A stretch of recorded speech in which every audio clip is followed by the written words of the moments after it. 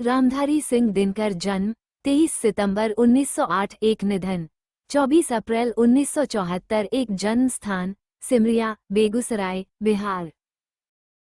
माता पिता मनरूप देवी एवं रवि सिंह। पली श्यामवती देवी।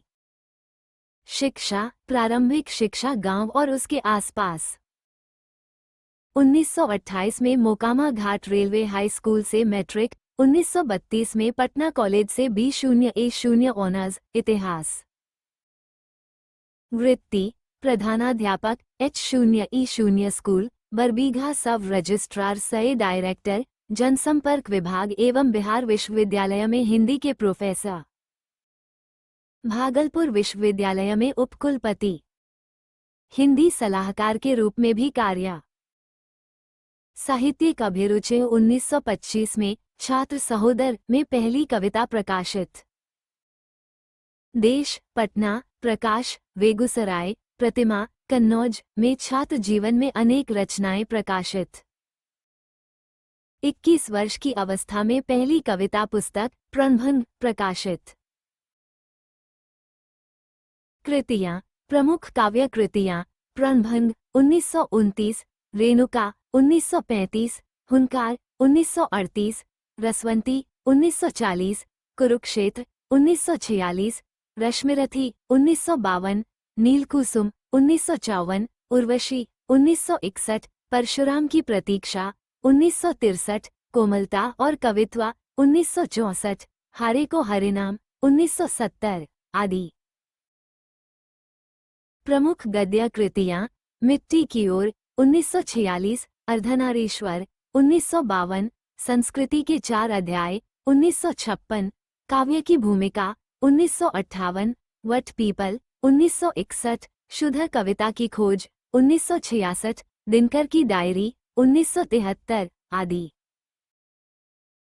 पुरस्कार एवं सम्मान संस्कृति के 4 अध्याय पर साहित्य अकादमी एवं उर्वशी पर भारतीय ज्ञानपीठ पुरस्कार। राज्यसभा के सांसद। पद्म भूषण एवं कई अलंकरणों से सम्मानित। राष्ट्रकवि के रूप में समादृत। राष्ट्रकवि रामधारी सिंह दिनकर जितने बड़े कवि थे उतने ही समर्थ गद्यकार भी। उनके गद्य में भी उनकी कविता के गुण ओज, पौरुष, प्रभावपूर्ण वाग्मिता और रूपकधर्मिता आदि उसी सहजता और प्रवाह के साथ मुखरित होते हैं। उनकी कविता और गद्य दोनों में उनके व्यक्तित्व की एक जैसी गहरी छाप है। उनकी भाषा कुछ भी छिपाती नहीं, सब कुछ उजागर कर देती है। अब ये पाठकों श्रोताओं की ग्रहणशीलता पर निर्भर है कि वो कितनी जागरूक और चौकन्ना है।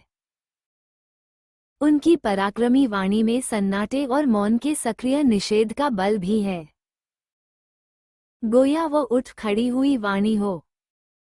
दिनकर छायावादोत्तर युग के प्रमुख कवि हैं। वे भारतेदु युग से प्रवहमान राष्ट्रीय भावधारा के एक महत्वपूर्ण आधुनिक कवि हैं।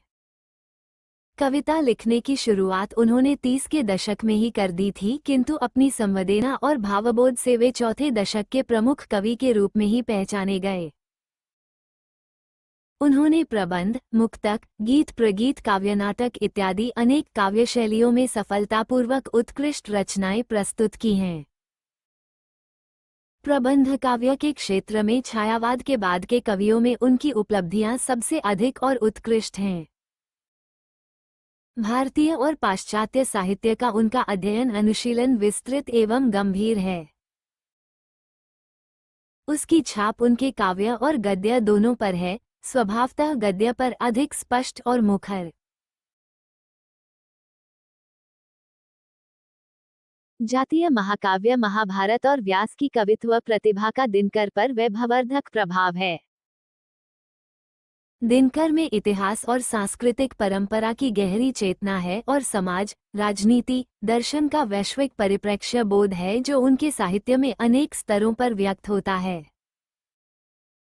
गद्य के क्षेत्र में दिनकर ने अनेक उल्लेखनीय कृतियां दी हैं जो अनेक अर्थों में उनके युग की उपलब्धि भी मानी जा सकती है।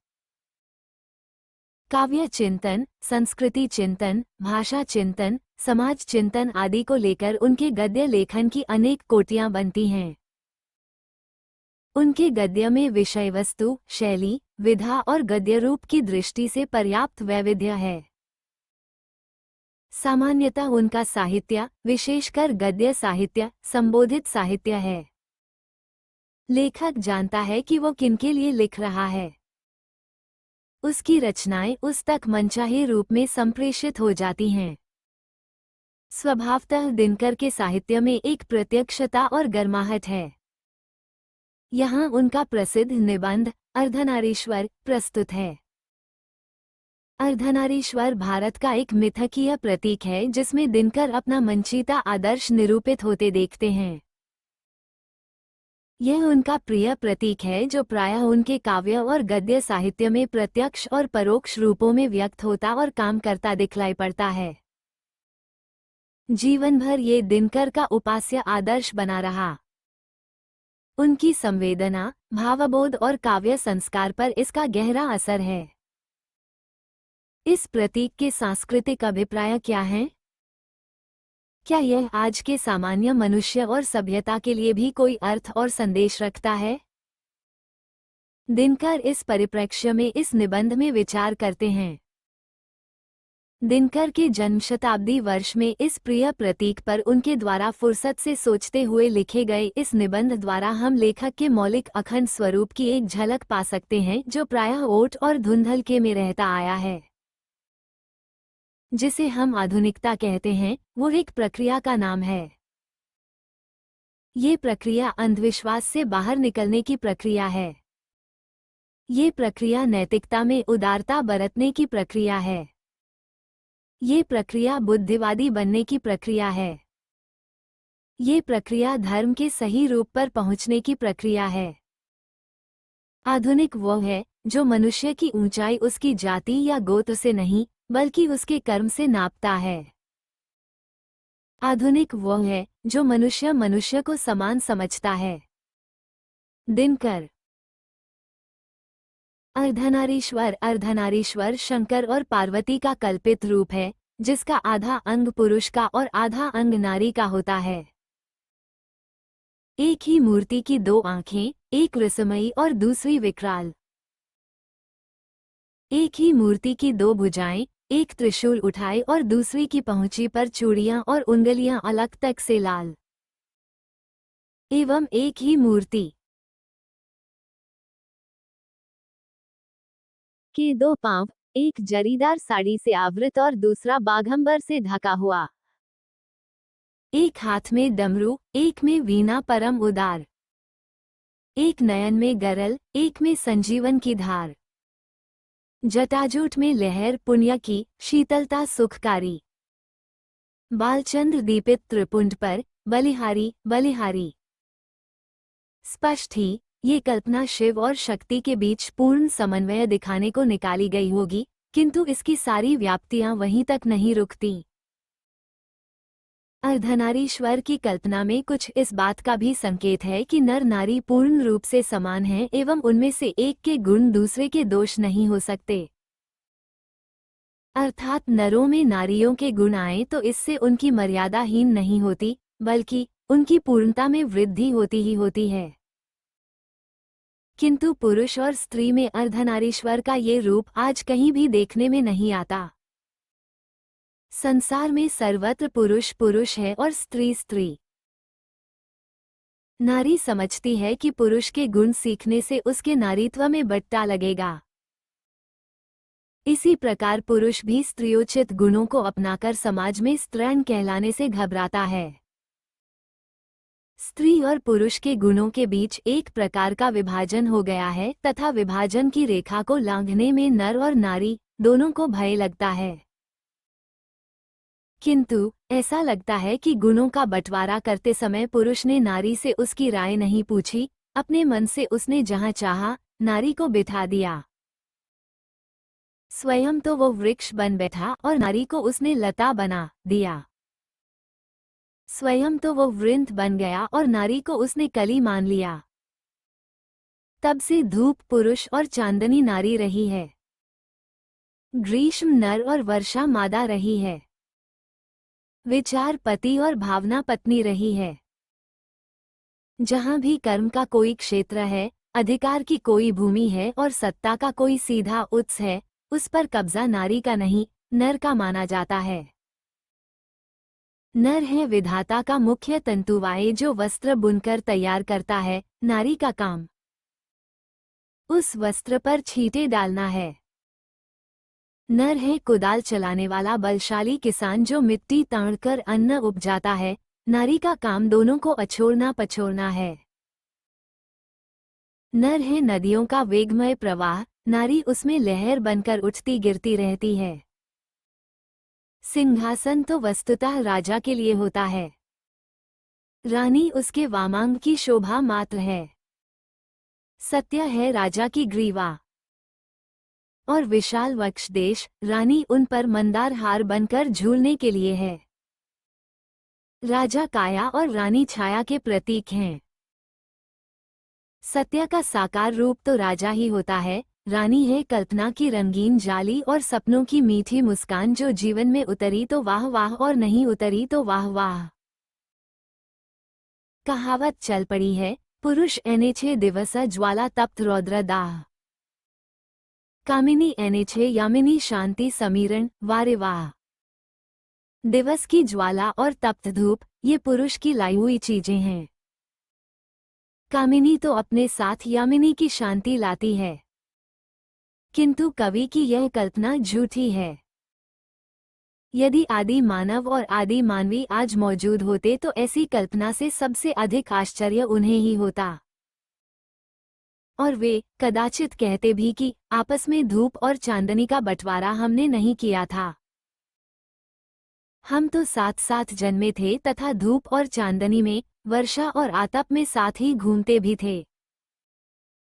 बल्कि आहार संचय को भी हम साथ ही निकलते थे और अगर कोई जानवर हम पर टूट पड़ता तो हम एक साथ उसका सामना भी करते थे। उन दिनों नर बलिष्ठ और नारी इतनी दुर्बल नहीं थी, न आहार के लिए ही एक को दूसरे पर अवलंबित रहना पड़ता था। नारी की पराधीनता तब आरंभ हुई जब मानव जाति ने कृषि का आविष्कार किया, जिसके चलते नारी घर में और पुरुष बाहर रहने लगा। यहाँ से जिंदगी दो टुकड़ों में बंट गई। घर का जीवन सीमित और बाहर का जीवन निस्सीम होता गया एवं छोटी जिंदगी बड़ी जिंदगी के अधिकाधिक अधीन होती चली गई। नारी की पराधीनता का ये संक्षिप्त इतिहास है। नर और मादा पशुओं में भी थे और पक्षियों में भी, किंतु पशुओं और पक्षियों ने अपनी मादाओं पर आर्थिक परवशता नहीं लादी। लेकिन मनुष्य की मादा पर यह पराधीनता आपसे आप लद गई और इस पराधीनता ने नर नारी से वो सहज दृष्टि भी छीन ली जिससे नर पक्षी अपनी मादा को या मादा अपने नर को देखती है। कृषि का विकास सभ्यता का पहला सोपान था, किंतु इस पहली ही सीढ़ी पर सभ्यता ने मनुष्य से भारी कीमत वसूल कर ली। आज प्रत्येक पुरुष अपनी पत्नी को फूलों सा आनंदमय भार समझता है और प्रत्येक पत्नी अपने पति को बहुत कुछ उसी दृष्टि से देखती है जिस दृष्टि से लता अपने वृक्ष को देखती होगी। इस पराधीनता के कारण नारी अपने अस्तित्व की अधिकारिणी नहीं रही। उसके सुख और दुख, प्रतिष्ठा और अप्रतिष्ठा, यहाँ तक कि जीवन और मरण पुरुष की मर्जी पर टिकने लगे।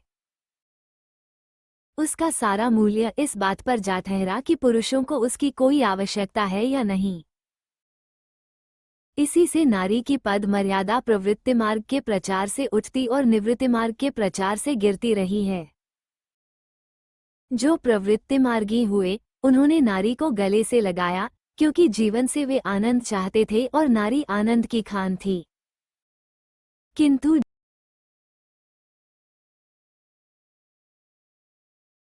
निवृत्तिमार्गी निकले, उन्होंने जीवन के साथ नारी को भी अलग धकेल दिया, क्योंकि नारी उनके किसी काम की चीज नहीं थी। प्राचीन विश्व में जब वैयक्तिक मुक्ति की खोज मनुष्य जीवन की सबसे बड़ी साधना मानी जाने लगी, तब झुंड के झुंड विवाहित लोग संन्यास लेने लगे और उनकी अभागिनी पत्नियों के सिर पर जीवित वैधव्य का पहाड़ टूटने लगा। जरा उन आंसुओं की कल्पना कीजिए जो उन अभागिनियों की आंखों से बहते होंगे, जिनके पति परमार्थ लाभ के लिए उनका त्याग कर देते थे। जरा उस बेबसी को भी ध्यान में लाइए जो इस अनुभूति से उठती होगी कि आखिर जो संन्यास लेता है वह निष्ठुर है, काया और कठोर नहीं, बल्कि पुण्यात्मा, साहसी और शायद सबसे बड़ा वीर है।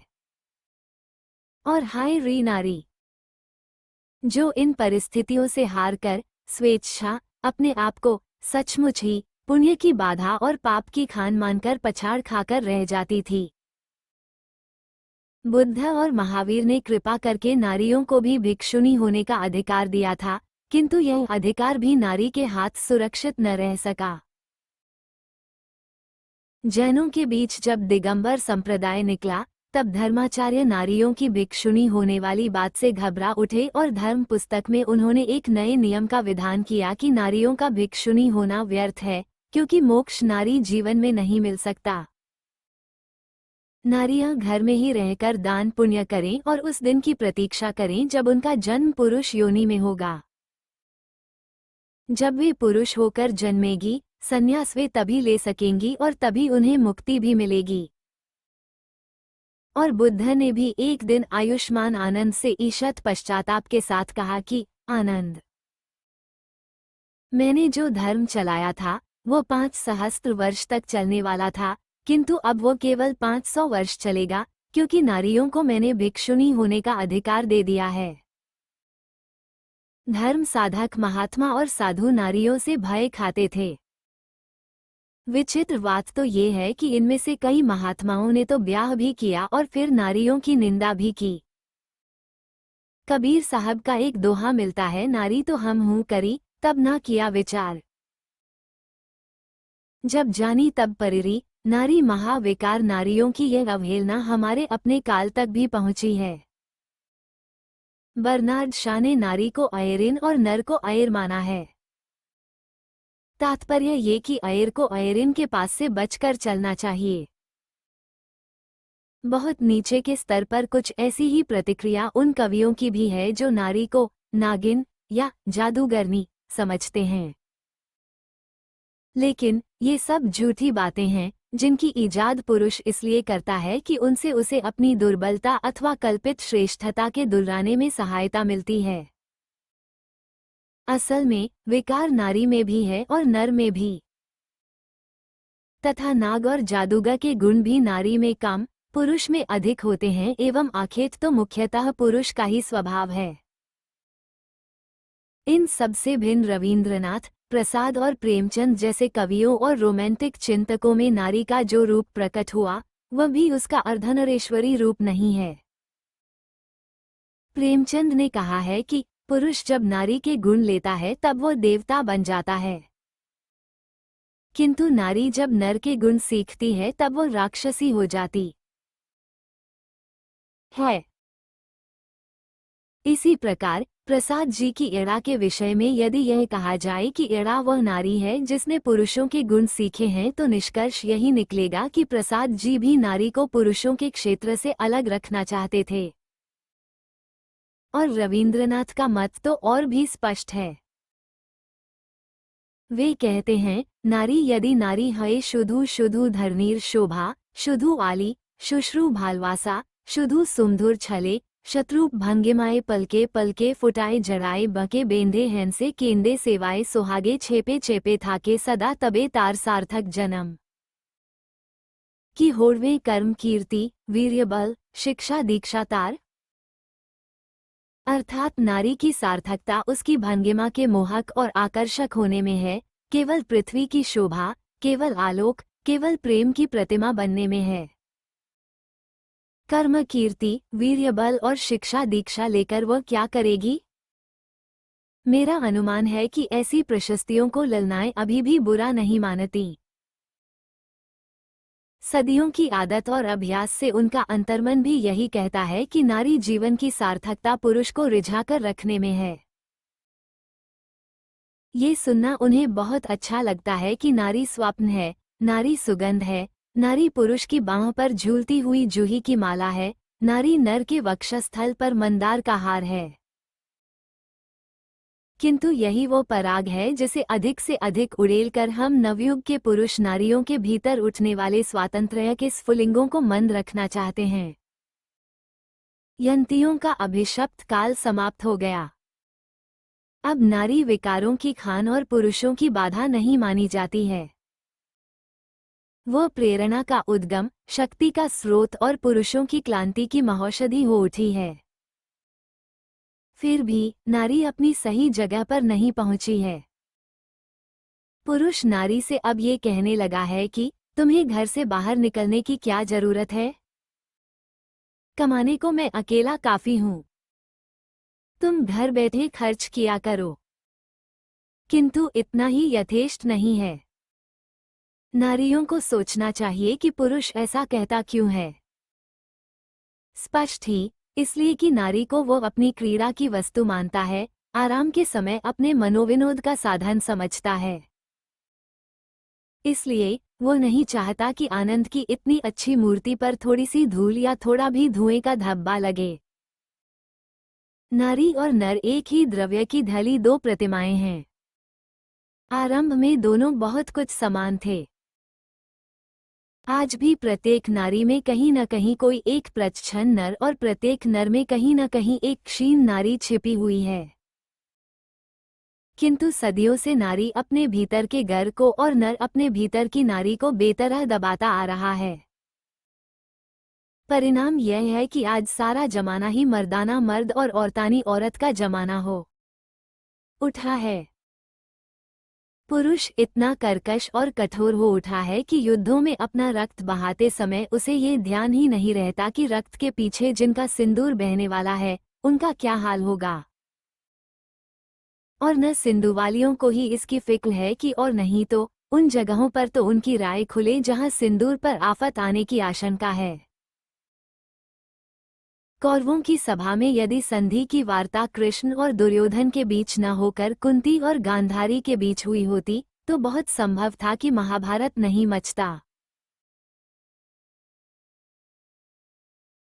किंतु कुतियां और गांधारियां तब भी निश्चेष्ट थीं और आज भी निश्चेष्ट हैं।